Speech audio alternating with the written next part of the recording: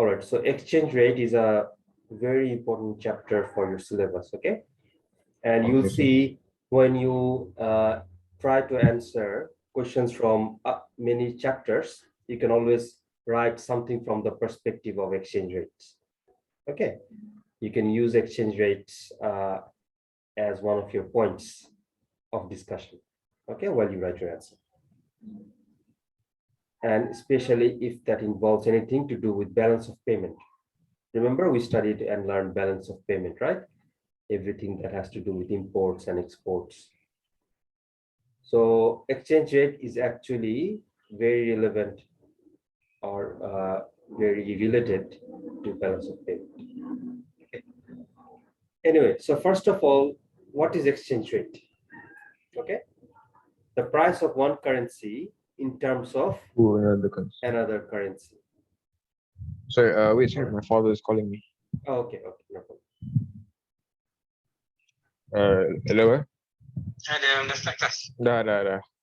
Okay. Alright, bye. Hello. Salam. Alright, sir. Oh, so did he just check on you if you've joined? Yeah. All right. So okay, that's fine, no problem. So what is exchange rate actually? Exchange rate is the price of one currency in terms of another currency, okay? So let's say $1 is equals to 4 ringgit, okay? Let's just say that. Now, Okay, sir. Now let's say this is an example of exchange rate, okay? Yes. So how much is $1, the value of one currency in terms of another currency? Okay, this is exchange rate. Similarly, you could also find ringgit to Bangladeshi taka, let's say, okay, the currency of our nation. So 1 ringgit, 1 RM, you can say RM or MYR, doesn't matter. 1 ringgit equals to, let's say 20. In Bangladesh, we call it BDT, Bangladeshi taka. Okay. So that is another example of exchange rate. All right. So whenever you find the value of ringgit or the value of one currency in terms of another currency, that is exchange rate. Okay. Exchange. Yes. Okay. Very simple. And whenever you import and export something, you always need to be very careful about The exchange rate. the exchange rate. All right. All right. Also, so the import will be affected by the exchange rate. Of course, yes. Both import and export will be affected by the exchange rate. Okay, we'll come to that later on. All right. Okay. Now, the next thing we're going to learn is how many types of exchange rates are there? All right. So first of all, actually, before floating, let me show you fixed exchange rate. There's something called fixed exchange rate. Okay. So you might ask that, okay, so $1 is equals to 4 RM. So who fixed that? Who determines that? The country? Yes, if it is a fixed, yes, government. If it is a fixed exchange rate, okay? So the government, let's say the Malaysian government fixes the rate, or the US government is fixing the rate of dollars in terms of ringgit. All right.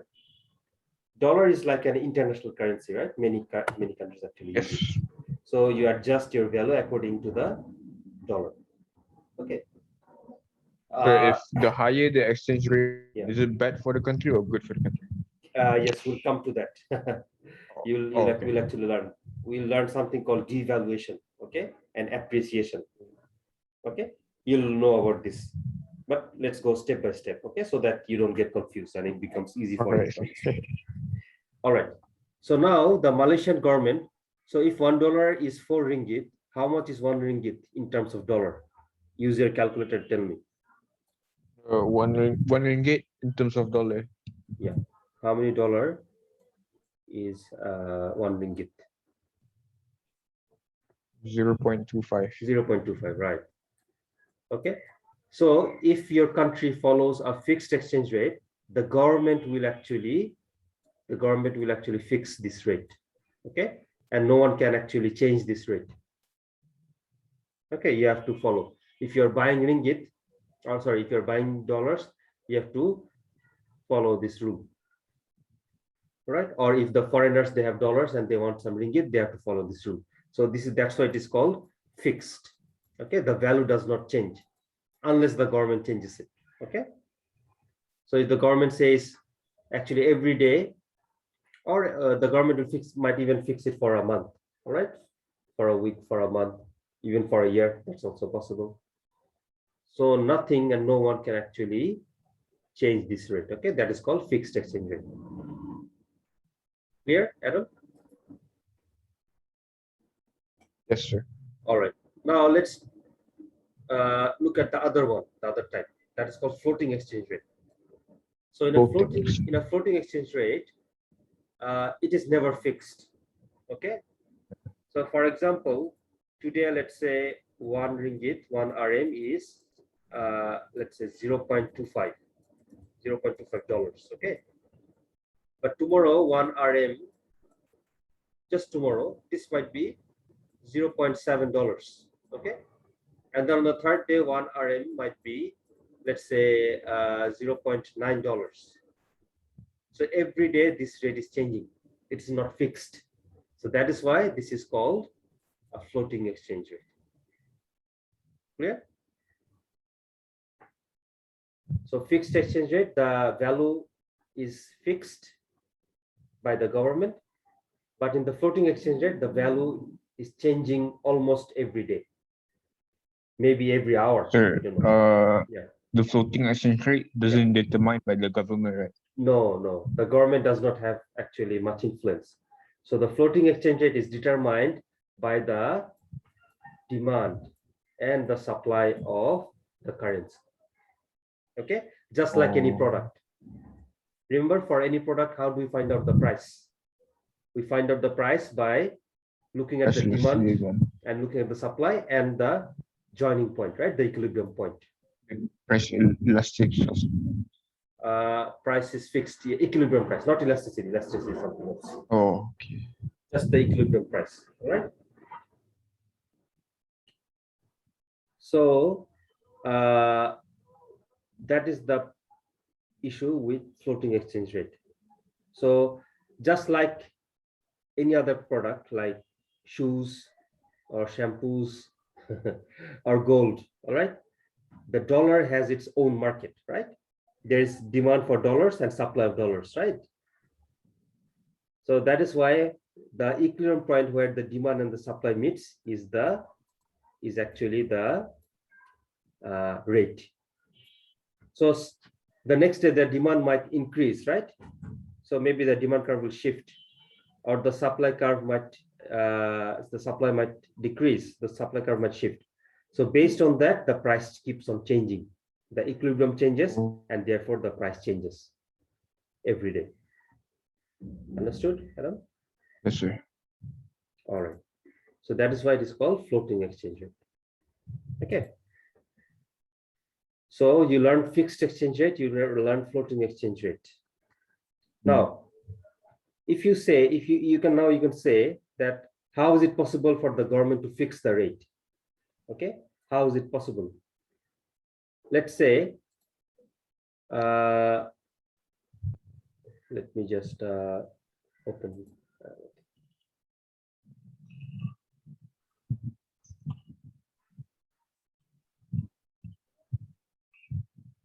Where's the whiteboard? Just a second.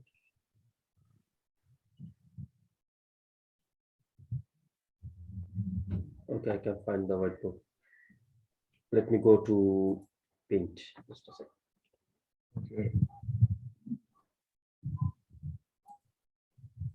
All right.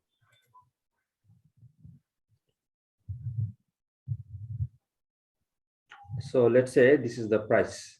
Okay, this is the price of dollars, and this is the quantity demanded and sold for dollars. Okay, so let's say the government fixes this is, let's say this is 10 ringgit. This is, let's say 4 ringgit. This is 12 ringgit. Okay. The price of dollars in terms of ringgit. That's what we're finding out. So there is demand, right? Normally there is demand and there is supply, right?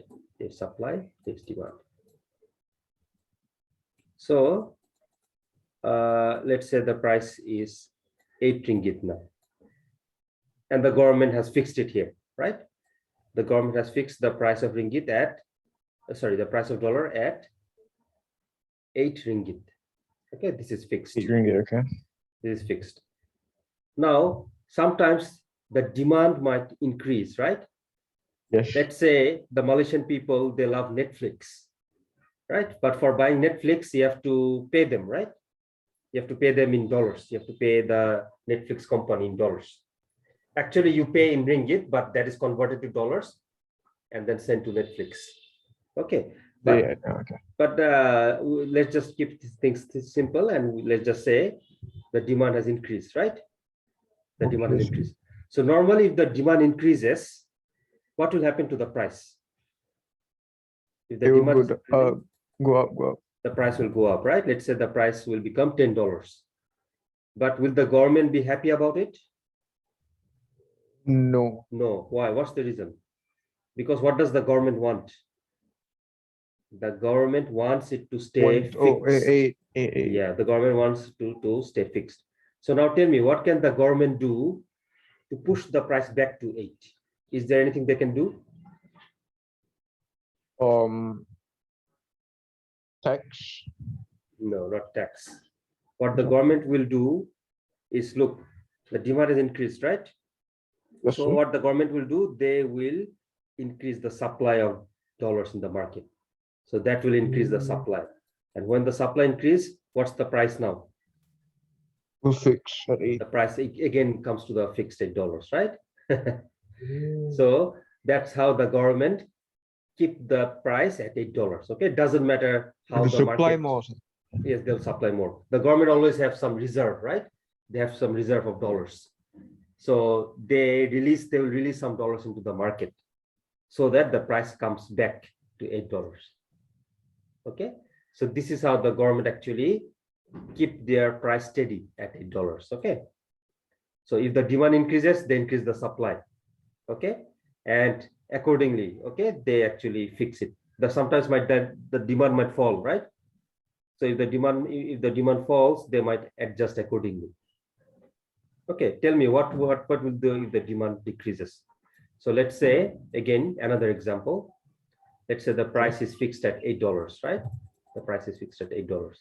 So this is demand, this is supply. Demand, supply. Okay. Now for some reason, or let's say the demand has decreased. Okay. Why might the demand for dollar decrease? What could be a reason? Maybe people are not buying American goods anymore, right? Or they're not ordering anything from Amazon or eBay. Maybe they're buying just Malaysian local products, so they don't need dollars much. Okay. So as a result of this, what will happen to the price? Normally, decrease. The price will decrease, right? But again, the government does not want that, right? The government wants a stable price, a fixed price, that is 8 ringgit. Now tell me, what will the government do to push the price back to 8? Now it is 6. Okay. Previously it was $8, but due to the decrease in demand, the price is falling or has fell to 6 ringgit. Now the government wants to put it up, increase it again. So what should they do? Think and tell me. To decrease the supply. They will decrease the supply. Fantastic, very good. So the supply curve will shift. And ultimately what will happen? The price will be again readjusted to $8. Fantastic. So now I think you understand. Right? So the government always keeps adjusting, okay? The government adjusts within a very short time, so that doesn't matter whatever the market condition is, okay? The government always keeps it at 8 ringgit. Okay, per dollar. Understood, Aaron? Okay. Yes. All right, fantastic. So let's go back to the book. And you can see that in the book, even they have also given some examples with diagrams. For exchange rate, you need to know the diagrams, okay, Aaron? So this is the Yes, sir. case that I just explained you in paint, okay? The same, very same thing. So let's say the government wants it fixed. So this is the price of dirham. Dirham is the currency of United Arab Emirates. So they want it to keep it fixed at 0.25, okay, dollars for every dirham. So this is the fixed one. So for some reason, the demand might increase, or maybe the supply might increase, okay? But whatever the reason is, let's say the case here was maybe I think the demand increased, right? The demand increased. So if the demand increases, the price of dirham will also go up. So what the government do is the government releases some new currency in the market. Okay, more New dirham in the currency. market. So the supply increases and the price again comes back to 0.25. Okay, same thing that I explained you. Very same thing. Okay. So the government always adjusts the demand and supply, and the government has the ability to do so. How? Because they have a reserve of dollars. Okay, they can, in the market, they can increase or decrease the demand anytime they want. They can increase or decrease the supply anytime they want. Ooh. Okay, because the government has a huge, large reserve of currencies. Okay, any currency in the world, they need, mostly dollars, but they might have reserve of any currency. Okay, and in order to achieve their objective, which is to keep the rate or exchange rate fixed, they can actually change the supply demand as per their wish. Okay, so that is one of the powers of government. Understood? Yes, sir. All right, now there is also a third category. Okay, we have learned the fixed exchange rate, we have learned the floating exchange rate, but there is the third category called managed float. Managed float. All right, now what is managed float? Managed float is when it's a mix of both. Okay, that means the price can be adjusted as per the demand and supply of the market, but the government will give a maximum and minimum range. Okay, that means they will say that the price of ringgit cannot, or the price of dollars cannot go above 10 ringgit, or it cannot go below 6 ringgit. So it is fixed. That's why you see this dotted line. You notice this dotted line here and here. Yep. That's the range. Okay, so the government will fix The the maximum range. yeah, maximum range and minimum range, or the maximum value and the minimum value within the range, and within that range maybe the price can be fixed. If the market goes beyond that range, then the government will intervene. Okay, then the government say, okay, now we need to do something because the price has gone above our range, above the limit. Okay, similarly, if the price goes beyond the limit, beyond the range, only then the government will actually intervene. But if the price keeps changing within this range, within this boundary or limit, then the government will have to do nothing, right? The government will just relax. So that is why it is called managed float. So the price keeps fluctuating within a range that has been set by the government. Okay, that is called managed float. All right. Now, the next issue is what are the factors that causes a change in the foreign exchange rate. Okay, so it's very simple. Whatever changes the demand and supply for currency will cause a change in the exchange, in the price of the exchange rate. Okay, so yes, so for example, let's see if they have given an example here.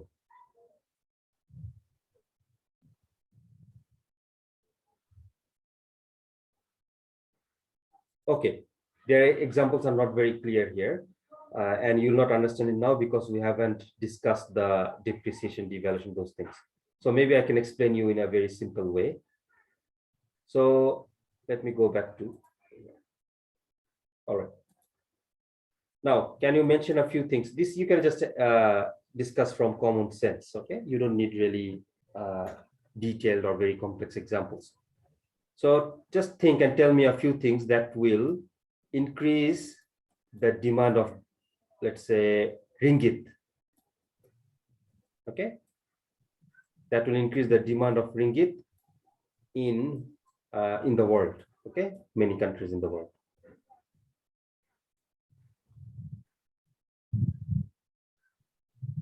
Or let's say, if you're confused about it, let's say something that will, any factors that will increase the demand for dollars within Malaysia.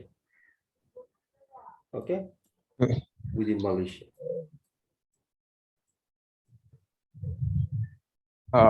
Any factors or anything that will increase the demand for US dollars in Malaysia. Rise in income is different, I think. Well, not directly. It is one of the reasons why demand. Okay, rise in income. Look, rise in income is not a direct reason or factor, because you see your income might increase, but why would you need dollars? Maybe you want to go abroad, right? You want to visit many places, or you want to go to foreign countries. So in that case, maybe you need dollars, right? You need dollars whenever we go abroad. So that might be a factor. So that is not income, that is rather your lifestyle, right? Changes in lifestyle. Maybe you want to increase in GDP there? Increase in GDP. Not really, no.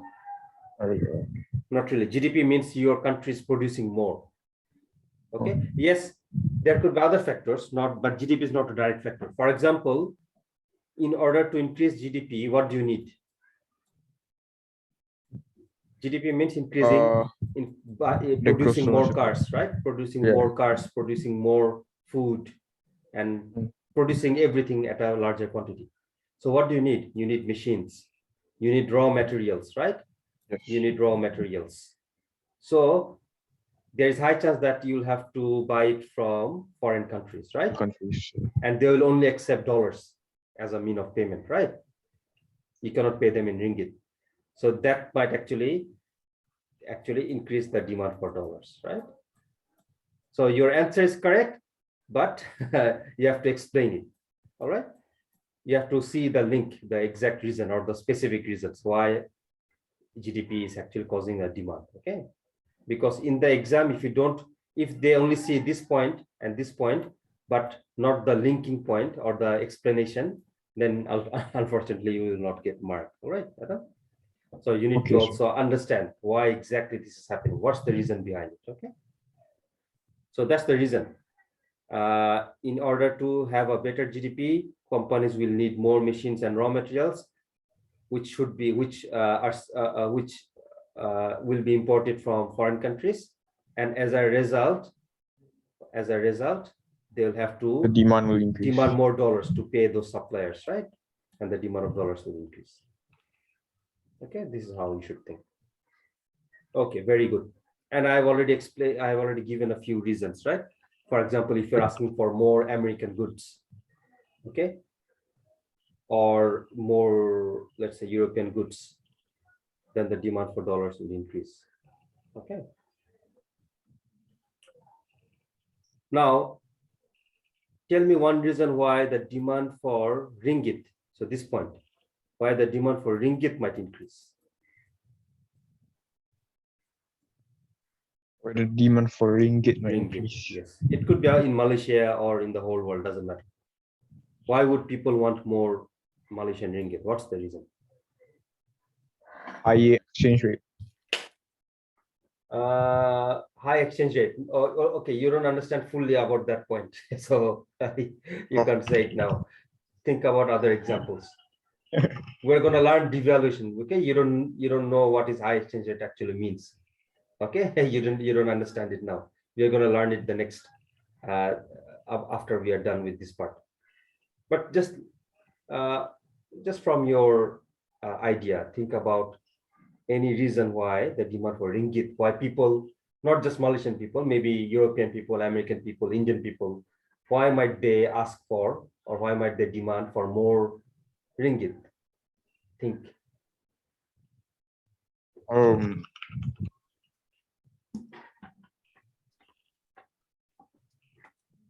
because they visit the country more. I don't know. They come to my yes, that's for maybe Malaysia has a really, you're talking about tourism, right? Yeah. Maybe Malaysia has lots of nice places and islands, right? And Yes. lots of people are coming to Malaysia to visit Malaysia. Yes, very good. So when they come to Malaysia, what will they need? They will need They need the money. they will need ringgit, okay? Not dollars, ringgit. Because they will buy many things, right? They will buy food. After coming to Malaysia, they'll buy food.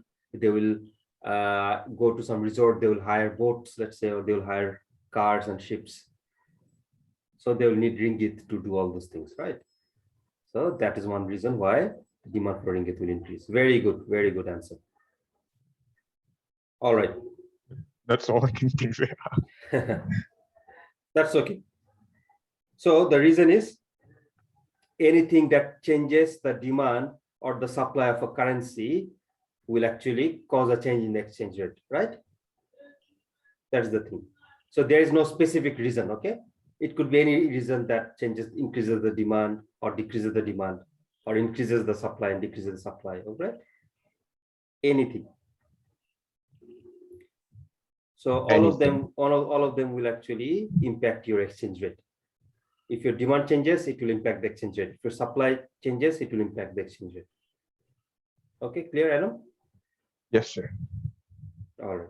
And you can show them by using diagram. Now you know how to do diagrams, right? So this is the Mhm. normal initial demand and initial supply.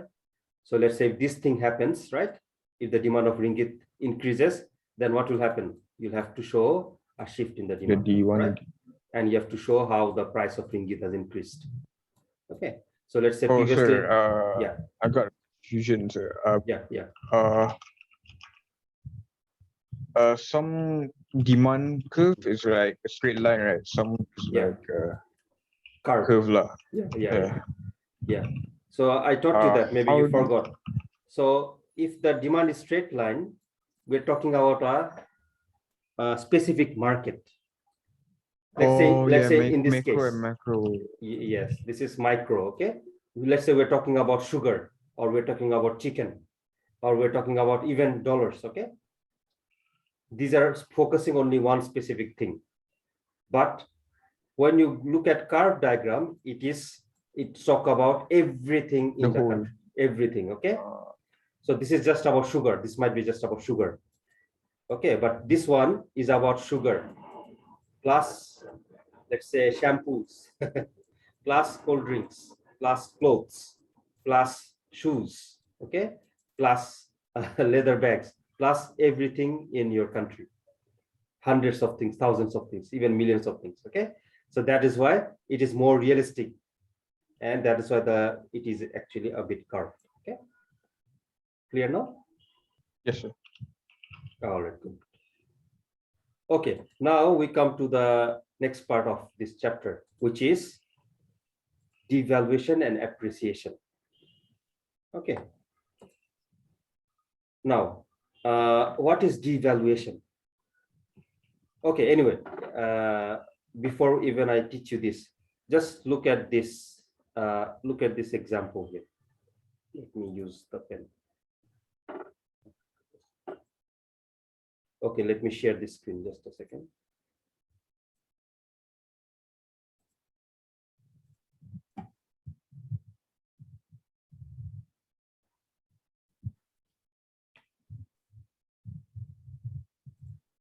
All right. So just consider this here. So previously, $1 was equals to 3 ringgit. But now $1 is equals to 2.75 ringgit. So tell me which currency depreciated and which currency appreciated. Okay, depreciation means the decrease in the value of a currency. Okay, and appreciation means the increase in the value of one currency, right? Yes. Okay. So Decrease in here, what? sorry, Aaron. Christian, what's the second point? I didn't quite hear. Oh, okay, okay. Are you watching? Are you seeing this document here? Yes, I'm seeing it. All right, all right. So depreciation is the reduction of the value of one currency in terms of other. Depreciation is the reduction of the value of one currency in terms of another.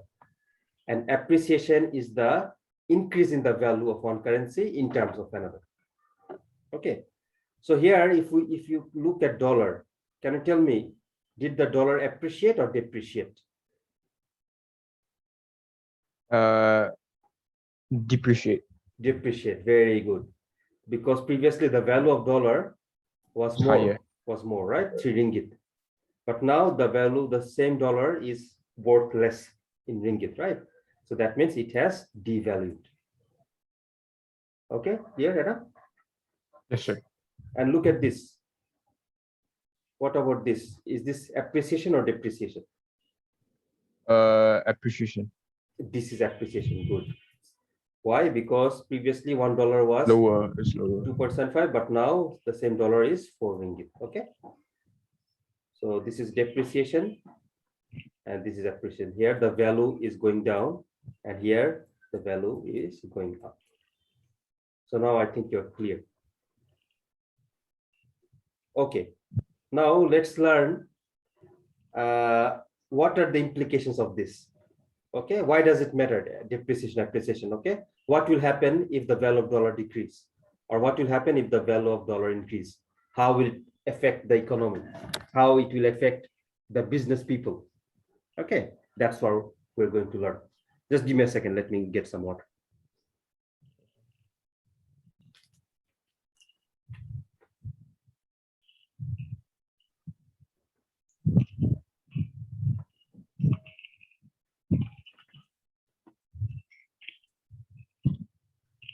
All right. By the way, is everything going good at your university, Adam? Yes, sir. Okay. Did you get any marks for any assignments? Oh, not yet, not yet. Okay. Because make sure you always inform me about the marks you're getting in the exam. Okay.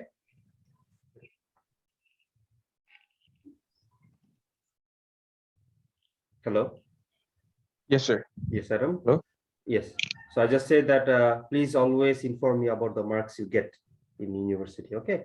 Doesn't matter if it's a mark of test or if it's a mark of assignment. All right.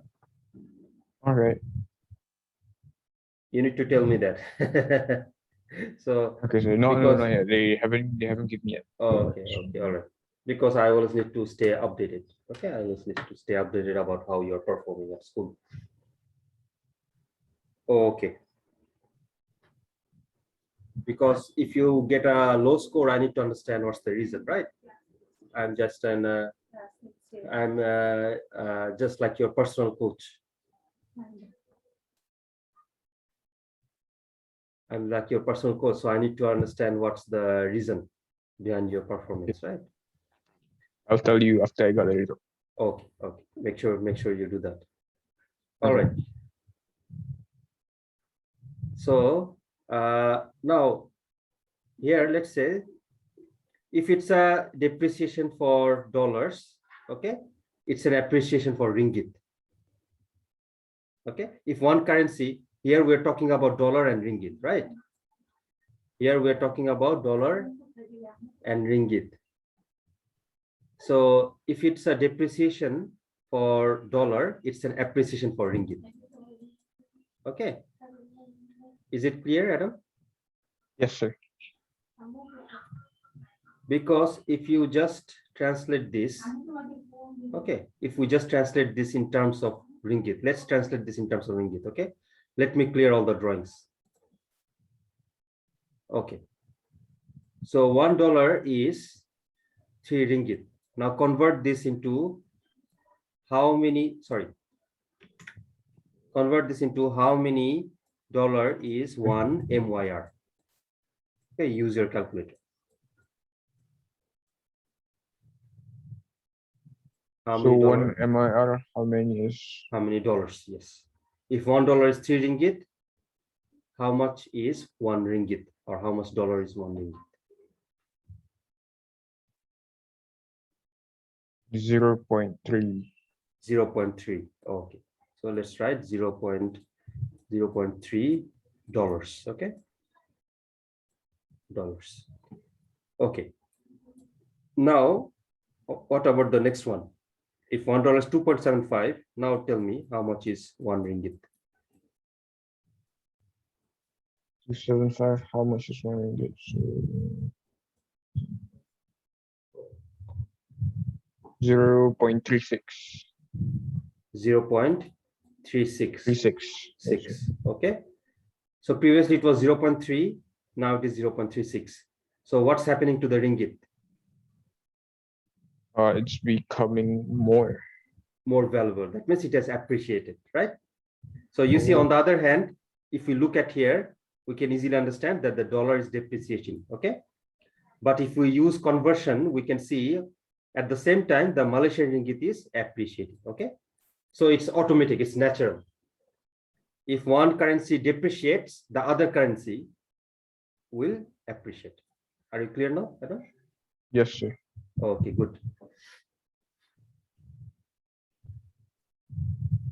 Okay, now let's learn the implications.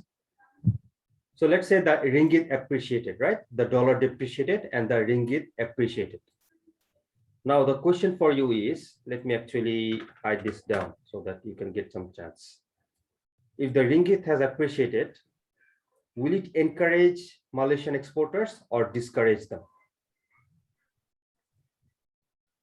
Encourage more Malaysian exporters first. Yes, think about it, okay? Because you have to explain it to me.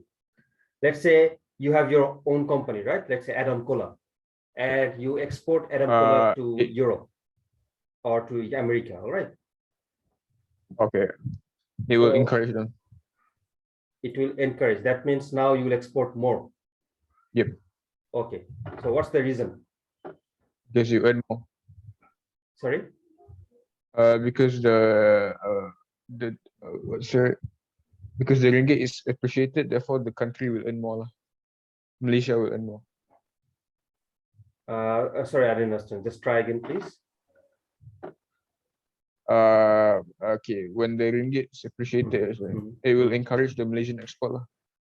It will encourage Malaysian export. Okay, I got it. I understood that. So how will you explain it? Why is it encouraging Malaysian exporters to export more? They wait.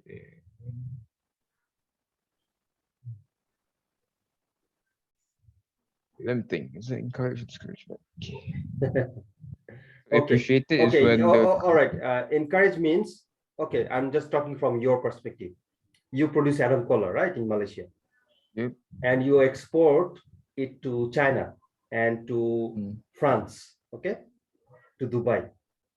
Now, if this thing happens in your country, that meaning the dollar depreciating and ringgit appreciating, will you export more Adam Colas to the world or less Adam Colas? That's the thing. Encourage means you're exporting more Adam Cola now, and discouraging means you're exporting less Adam Colas now. Okay. So previously, let's say you used to export 100 bottles to the world, okay, to Dubai and France altogether, 100 bottles. So encourage means now you'll be, let's say, exporting 150, and if you're discouraged, now you'll be exporting only 80 bottles. So what will be the case? You are saying it will encourage. That means I will export more Adam Cola. So what's the reason behind it? What's the logic behind it? I did say they will earn more. They will earn more. They will earn more. Is that what you said? Yep. Yes, sir. Okay. Okay. So is that the case? Is my mic cutting or? All right. Let's see. So if let's see what's written down. Appreciation of ringgit will discourage the Malaysian exporters. Okay, because the revenue in local currency will decrease. Now I am just telling you why. This is the explanation. So let's say you sell each bottle. You say each bottle of Adam Cola for $2. Okay. Okay. So previously, previously when this was the rate,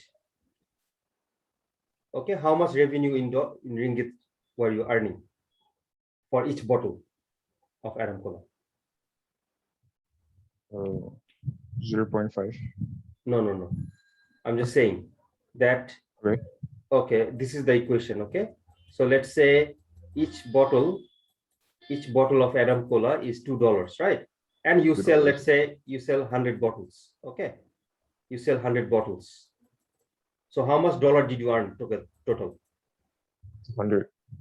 You earn total $200, right? 200. Yep. Yes, 200. Because each bottle is $2, you sold $100. This $100 is, let's say, $20, 20 bottles in Dubai, 30 bottles in France, okay? And then let's say 60 bottles in Germany or whatever, doesn't matter, okay? So in your hand, you now have $200, but you are bringing that money to Malaysia, right? You need to bring that money back, and you need to also convert that money, right? Because you'll be spending that dollar to buy food here, right? Obviously, they won't take the dollar; they will take ringgit. So now tell me, how much is $200 worth in ringgit as per this exchange rate? $100 worth the ringgit. Yes. How much will you get if you go to any exchange rate, or if you go to the bank, you give them $200? How much will they pay you? How much ringgit will they give you? So 200 divided by 3. No. Why divided? Divide. Okay. The question is this: if $1, if $1 is 3 ringgit, how much is $200? It's as simple as that. Oh, okay. 3 ringgit times 3 times 3. Yes, times 3, not divided. So 600. 600, yes. So when you are bringing the dollar into Malaysia, you are getting in your hand, you're getting 600 ringgit, right? 600 ringgit. So you're happy with 600 ringgit, you can do many things, right? You're happy. But now things changed, okay? Let's say in the next month, for whatever reason, this happened. The dollar devalued. Or let's say the ringgit appreciated. However you say it, it's the same thing. You can either say the dollar devalued or the ringgit appreciated. We know that it's the same thing. Okay. Anyway, this happened. So now you're still selling 100 bottle. Okay. This was the case for previous month. Now in the new month, let's talk about the new month. You're still selling 100 bottles and you're still selling it for $2. And so therefore you will still get how much? You'll still get $200. Okay. But now things has changed because now the exchange rate changed. So how much is $200 worth now? Previously it was 600 ringgit. But what about now? Find it out. 600.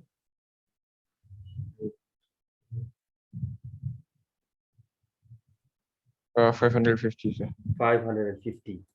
So is the revenue going up or down? Down. It's going down. 600 previously, now 550. So will you be happy or sad? Sad. You will be sad because you're still selling the same amount of bottles, right? 100 bottles, 100 bottles, everything same, the price same. But just because the exchange rate changed, now your revenue is decreasing. So that is why appreciation of your local currency will actually discourage you to export. So now you're thinking, okay, my revenue has fallen. So why should I sell more? Why should I produce more? So instead of 100 bottle, maybe you'll be discouraged and you'll only sell 500. Or if you're so sad, you can even stop your production and just sit home, right? So this is the case. Are you clear, Adam? Yes, sir. So I'm clear. if your local currency appreciate or your foreign currency depreciate, whatever the case, it will discourage you to export. Okay, you'll be sad. So that is why you will not produce as much as you used to before. Your export will fall because you know that your revenue is now decreased. Clear? Yes, sir. Oh, Understand. all right, good. So if you know that the appreciation of ringgit or your local currency, ringgit is your local currency, right? The dollar is your foreign currency. So if the government knows the appreciation of ringgit will discourage the exporters, okay, what should the government do? What should the government do? The government must devalue the ringgit always. Okay, devalue the local currency to encourage more exports. So if you want, if the Malaysian government wants Adam Cola and let's say many other Malaysian companies to do good, to earn profit, to export more, what should they do? Should they devalue the ringgit or appreciate it? They should devalue it. Okay, devalue it. All right. And here's the reason. What are the advantages of depreciating? It will encourage more exports, right? And more export means what? More production. You'll be producing more Adam Colas. And when you produce more, what happens? You become more efficient, right? You make less mistakes. You become an expert on it. And it might also lead to economies of scale, right? That's what we discussed yesterday. When you produce more, your average cost of production goes down. So ultimately, what will happen? You can also, since your cost is going down, you can also offer your customers a lower price, right? And if you offer them lower price, what will happen? All the American people, the European people, the Arab people, they will buy more of your Adam Cola. They will buy less Pepsi, less Coca-Cola, and buy more Adam Cola. That is called international competitiveness, right? You are becoming very attractive in the international market. Understood, Adam? Yes, sir. So these are the points you can write if you get a question like this. What are the advantages of depreciating your local currency? And also another thing is it will reduce the import. Okay. How is it reducing the import? If you depreciate your local currency, how will it reduce the import? Let's see. So let's look at another example from depreciation. Let's say, give me an example of depreciation. If let's say 1 RN, if 1 RN is equals to, let's say $0.5, $0.5, okay? I'm not using realistic values, okay? We know that $1 is equals to, or 1 ringgit is equals to approximately $0.25 approximately, but I'm just using simple mathematics, simple numbers, okay? So that it will become easy for you to understand. So let's say 1 ringgit is $0.5. Now, if the ringgit depreciate, let's say the ringgit has depreciated. So how much will be the price of dollars now? Tell me. Depreciated, right, sir? Yes. It will be less. It will be less. So that means what? Give me any example. 0.3. 3. Okay, good. $0.3. Okay. Good. That is an example of depreciation. Okay. So if your local currency is depreciating, what is happening to the foreign currency? If your local currency depreciate, what happens to the opposite one? It will go up. It will go. That is appreciation, right? That is called appreciation, right? So, okay, we don't need to actually convert this. I think we have an example here. So here we can see that the foreign currency is appreciating, right? The foreign currency is appreciating. That means the local currency is depreciating. So same thing, however you say. So here, look at this. Previously, $1 is 2.75 ringgit, but now $1 is 4 ringgit. Okay. So Netflix is now more expensive or less expensive?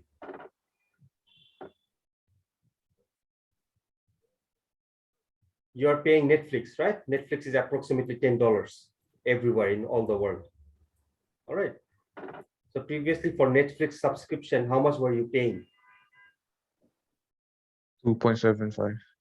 Yes, 2.75 into 10. How much is that? 7.5 to 10.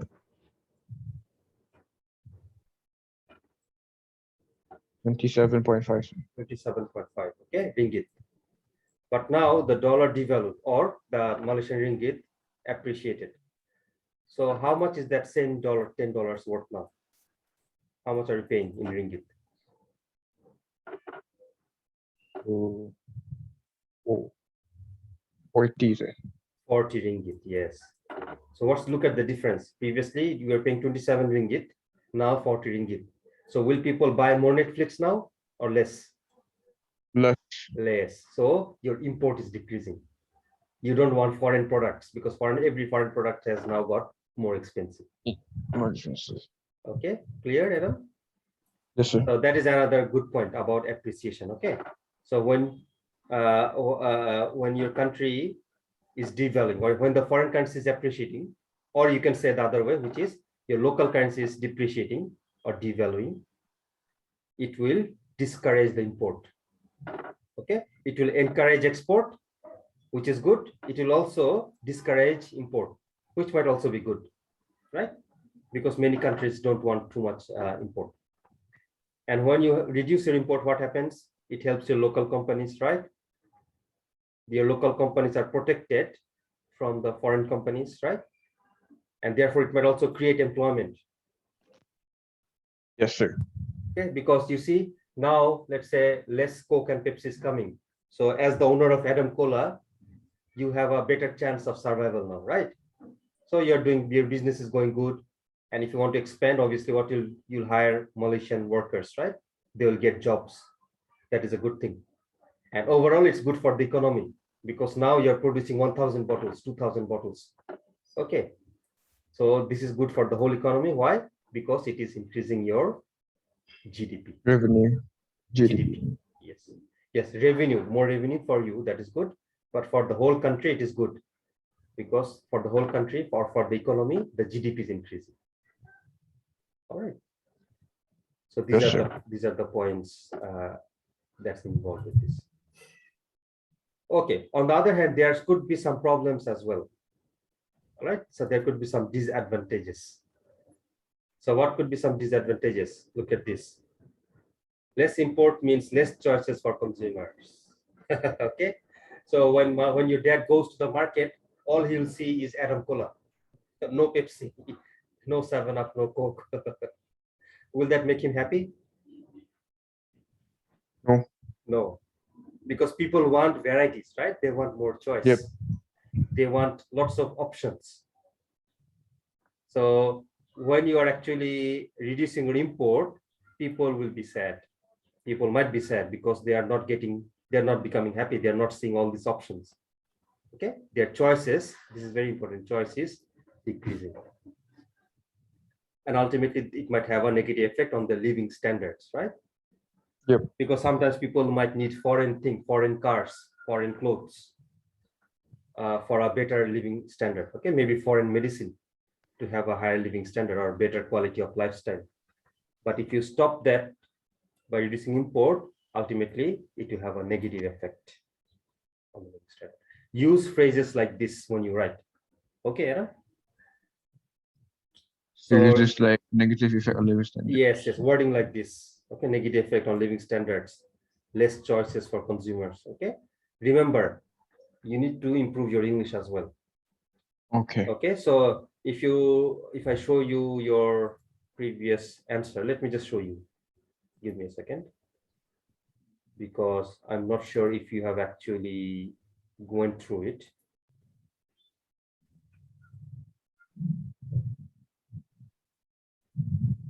So do you remember this one? Question 5 from your university homework. So here, actually almost all of second and third paragraph, I actually did it for you. Okay. Second and third paragraph, because your last paragraph actually did not mean anything. It was like actually it wasn't making any sense. So I changed the entire thing for you. But the important thing is, I won't be there for you in the exam, right? Yep. And obviously, I won't write the entire answers for you for all your homeworks. So you need to learn how I write. You need to learn the proper way. Am I clear, Adam? And Yes, sir. believe me, this will not, because I'll teach you for how many months? Maybe 6 months, maybe 1 year. Okay. But if you really learn how to write like I do, or if you learn from me, believe me, inshallah, it will help you for your entire life. Okay. It will help you for your entire life. You can write better reports. When you're a manager, you have to write reports. Even forget about that. When you're in university, you need to write so many things for your assignments, right? Yes, sir. So if you really know how to write, or how to write like this, inshallah, your examiners or your university lecturers will be impressed with you. Okay. I never got 4 marks in my assignment. I used to help even other students free of cost for doing their assignments. All right. Alhamdulillah, Allah has given the skill, and inshallah, Allah will give that skill to you as well if you have the interest to learn it. Okay. It's a really, really powerful thing, which many of us don't realize. Okay, right. But inshallah, I hope you learn it because I think you have the interest. Okay. So I just want to ask you, did you actually understand what I talked about, what I wrote about in this part of the answer? Yes, sir. You You did understand? explain. Yes. For example, in this paragraph, I talked about the price of demand. Okay, I changed almost everything. Some of the words or phrases were from you, okay, but I had to change almost 90% of it. So notice how I write. For example, first of all, I'm here writing about that elasticity of demand is one of the factors, and then how it can be determined, right? Because you know that price elasticity of demand is important, but how do you be more practical, be more realistic? How do you actually find it? For example, if you open the Adam Cola business now, how will you find out your price elasticity? Tell me, Adam. So you want to know what is the price elasticity of Adam Cola? Okay, and you just started the business today. How will you find it out? By the sales, the supply and demand. Yes, but the thing is, you just started the business today, right? So you don't have any information now, but maybe you can actually find it out after 1 month or 2 months, right? Let's say you look at the price of January, and then you look at the price of February, and the demand in January and the demand in February. You need at least 2 months to have enough data, right, to find out the elasticity. Okay, and then you know that calculations. These days we don't need calculator. There is softwares that will find the elasticity for us. Okay, so that's what I just wrote about here. That elasticity can be used by using the price and sales data, and then you talked about inelastic market, so I just explained it in a proper way. Okay, I just added a few more words to make it look nice. And then in the next paragraph, what I did was I just added another point, which is cost minimization. Okay, I think you talked about something totally irrelevant. That was not relevant here. But cost minimization is very important for profit maximization, right? Yes, sir. Yep. Okay. So how to reduce cost? I talked about some points. Okay, by producing more bulk purchase, right? Economies of scale, you learned it yesterday. And then you might switch to suppliers, cheaper suppliers, right? Or a foreign supplier, Chinese supplier who can offer you raw materials at a lower cost. Maybe that you can switch to them. And then you can be more efficient by using better technology, right? Use advanced technology to reduce your cost. So I talked about all these things. But obviously for 20 marks, this isn't enough. So that's why I told you to add another point. Did you add it? Yes, I added. Okay, good. All right, anyway.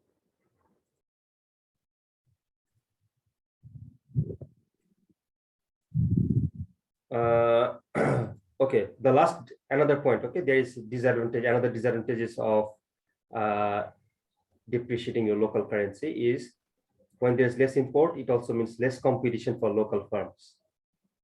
Now, normally, less competition for local firm might be a good thing, right? Especially if they're new.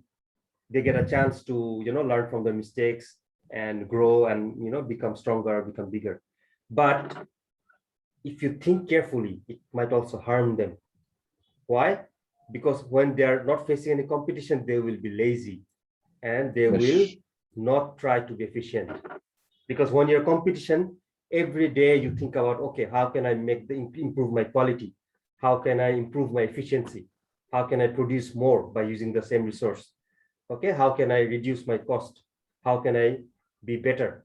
But when you don't have any competition, ultimately what happens? You don't try to be efficient. Just the same thing happens in your class. Imagine your classroom. You try to score higher in your exams, right? Why? Because there is a competition, right? There is a competition among the students. Someone will get the highest mark, someone will get above 90, someone will fail, someone will score average. Imagine if only you were the only student in the class, right? In that case, is there any competition? No, there is no competition, right? So you become lazy. You say, hey, I'm the only one. So it doesn't matter if I pass or fail or, whatever. There's no competition. So you don't actually study hard. You don't try to become better. But when you have competition, you want to become better, right? You want to say, okay, let me try and score a good mark, or let me try to score the highest mark in the class. You have this motivation, okay? So the same thing applies for the companies or local firms. If you stop them totally from foreign competition or foreign imports, they might not try to be efficient. And what will happen for that? Maybe their quality will fall. Okay, or maybe they will not take an initiative to reduce the price. Rather, the price might go up. Since you are saying that Adam Cola is Adam Cola is like highly stocked or highly available, maybe you won't want to decrease the price, rather increase it. You are saying that, hey, now there's less Pepsi, there's not less Coca-Cola. So everywhere I can see mostly my goods, my own Adam Cola. So how about I increase the price now? Okay, you can do that. And again, that is a bad thing for the customers. All right. Yes, sir. Oh. So these are the advantages and disadvantages of depreciating your local currency. So the main thing is it is good for export, but it is actually bad for imports, or it reduces imports. But then again, a reduced import might actually cause a few bad things. That are the disadvantages. Here, Adam? Yes, yes, sir. Okay, good. So this is where we'll stop today. What we can do now, what we'll do tomorrow, inshallah, is I'll try to find some questions regarding exchange rate and economics of scale. Okay, for you, and tomorrow we can just practice. Okay, I'll help you. Don't worry. It's a practice session, though it's not a test. So you will try, and then I'll help you while you are trying, while you're writing. Okay, that's how you learn how to write better answers. Okay, and tomorrow we'll also discuss the the homework that you submitted today about the cross elasticity. Okay. All right, then. So we'll just stop here today. So tonight, you can just revise everything we learned these 2 days, or you can revise any other previous chapters. Okay. So what time do you want to have class tomorrow?